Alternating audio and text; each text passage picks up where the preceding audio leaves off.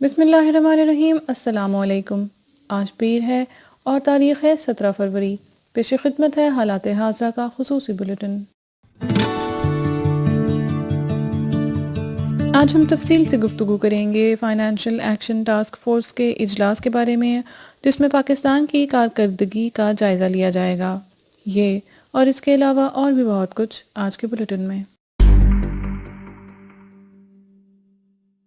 پاکستان نے روایتی حریف انڈیا کو شکست دے کر کبڈی ورلڈ کپ اپنے نام کر لیا۔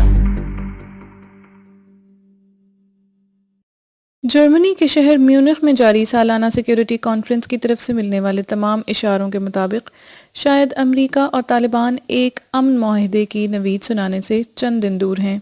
یہ ممکنہ معاہدہ افغان حکومت اور طالبان کے درمیان امن مذاکرات، جبکہ امریکہ کے افغانستان سے اپنی فوجوں کے انخلاء کی راہ ہموار کرے گا۔ اس طرح امریکہ کے سب سے لمبے عرصے تک چلنے والی جنگ شاید ختم ہو جائے اور دوبارہ اہم صدارتی انتخابات میں حصہ لینے والے صدر ٹرمپ امریکی فوجیوں کو گھر واپس لانے کا اپنا وعدہ وفا کر سکیں۔ صوبہ بلوچستان کے 3 کے سوا باقی تمام اضلاع ٹڈی دل سے متاثر ہوئے ہیں، جس کے باعث کاشتکاروں کا بڑے پیمانے پر نقصان ہوا ہے۔ اس وقت جو فصلیں ٹڈی دل کے حملوں کی زد میں ہیں، ان میں گندم اور سرسوں شامل ہے۔ کاشتکاروں کا کہنا ہے کہ اگر ٹڈی دل کے خاتمے کے لیے مؤثر اقدامات نہیں کیے گئے تو گندم کی فصل کو نقصان پہنچنے سے ایک مرتبہ پھر ملک میں گندم کا بحران سنگین ہو سکتا ہے۔ وزیراعظم عمران خان کو ایشیائی تنظیم کا خط، سوشل میڈیا قواعد پر انتباہ۔ AIC نے یہ خط سوشل میڈیا کے حوالے سے حکومت کے نئے قواعد کے جواب میں لکھا ہے۔ ان اصولوں کے تحت سوشل میڈیا کمپنیاں کسی تفتیشی ادارے کی جانب سے کوئی معلومات یا ڈیٹا مانگنے پر فراہم کرنے کی پابند ہوں گی، اور کوئی معلومات مہیا نہ کرنے کی صورت میں ان پر 5 کروڑ روپے کا جرمانہ عائد ہوگا۔ گروپ کی جانب سے نشاندہی کی گئی ہے کہ کسی اور ملک میں اس طرح کے یک طرفہ قوانین کا اعلان نہیں کیا گیا، اور پاکستان غیر ضروری طور پر پاکستانی صارفین اور انٹرنیٹ اکانومی کے بے پناہ مواقع کے حامل کاروبار کو غیر ضروری طور پر نظر انداز کر کے عالمی طور پر اس میدان سے منہا ہونے کے خطرے کو مول لے رہا ہے۔ اور اب بڑھتے ہیں آج کے اہم موضوع کی جانب۔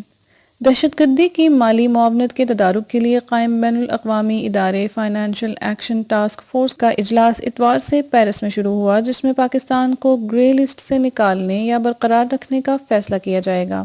عالمی تنظیم کے 16 سے 21 فروری تک جاری رہنے والے اجلاس میں پاکستان کی کارکردگی کا جائزہ لیا جائے گا۔ FATF کے جاری اعلامیہ کے مطابق اجلاس میں ایران اور پاکستان کی جانب سے مالیاتی نظام کے لیے خطرات جیسے اہم معاملات میں پیش رفت پر بات چیت کی جائے گی۔